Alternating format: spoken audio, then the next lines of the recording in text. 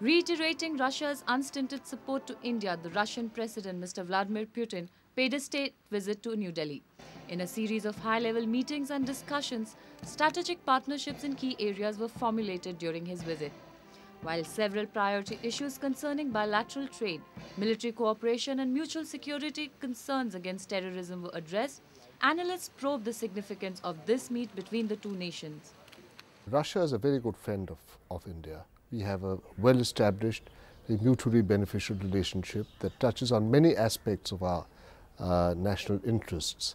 So, President Putin's visit confirms these relations, takes them onto keeps them alive, and adds value to this relationship. They were reassessing their mutual power equation, balance, etc. in the rest of the world. And they found that whereas a lot of equations had changed, but even in under the most rigorous examination, they found that their equation, power equation, had not changed. Their reliance on one another, the need for that reliance, the need for being able to trust one another had not changed. Demonstrating a tactical accord in international affairs, the Russian President and India's Prime Minister signed a Delhi Declaration. Aiming to consolidate strategic partnerships between the two countries on issues of bilateral and multilateral interest, commentators feel the declaration seeks to widen the ambit of the existing cooperation between India and the Russian Federation. This Delhi Declaration, which does make a very strong statement on the subject of terrorism. And here I think this is a matter of great satisfaction for India that its concerns have been fully reflected in this statement, and Russia has gone a long way beyond its former stated positions to be absolutely explicit about cross-border terrorism and about the need for our neighbor Pakistan to stop its cross-border activity. Now comes the more concrete part. They realized that unless they built a much greater togetherness in economic matters and technological matters, they could not carry on the earlier basis of mutual security being guaranteed.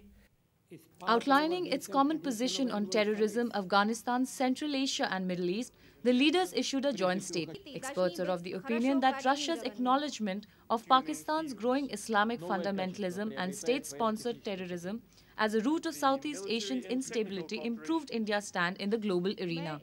The message gets through to Pakistan that its activities, its cross-border activities in Kashmir and elsewhere in the country do not escape international opinion, and that there will be costs worldwide for pursuing this particular policy.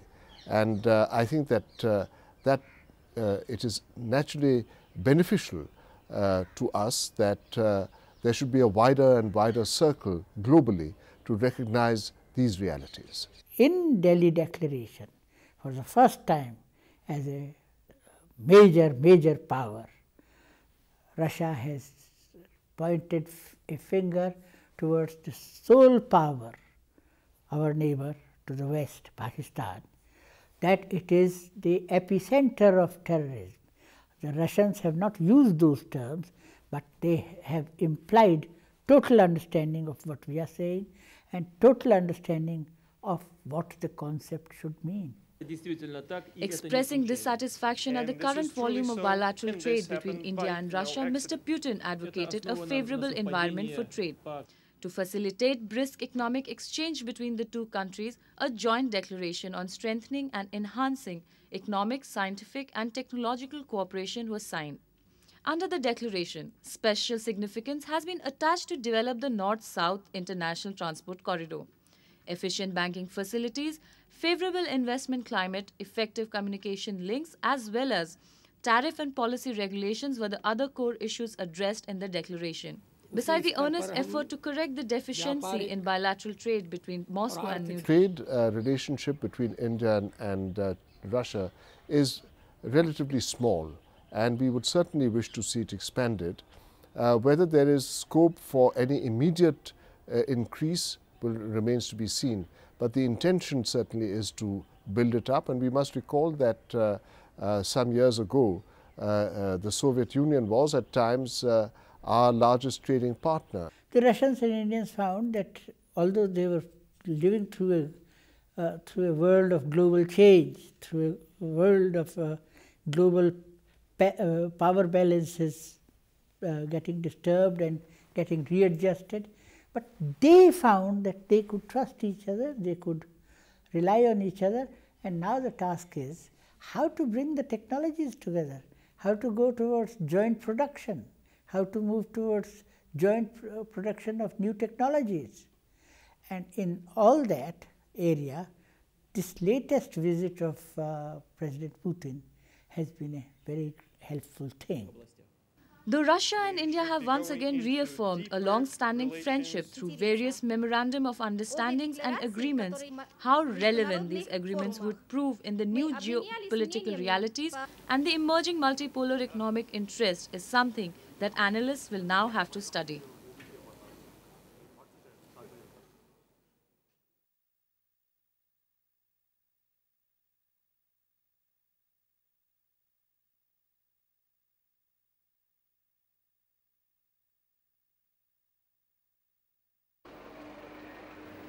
In a move that seems to be a significant step in demystifying the budgetary process and bringing a higher degree of public participation into policy formulation, Finance Minister Mr. Jaswant Singh presented the maiden mid-year review of the economy in Parliament.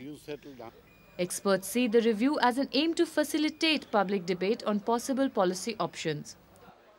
In this context, the government reiterated its stand on public sector disinvestments and increased foreign direct investment.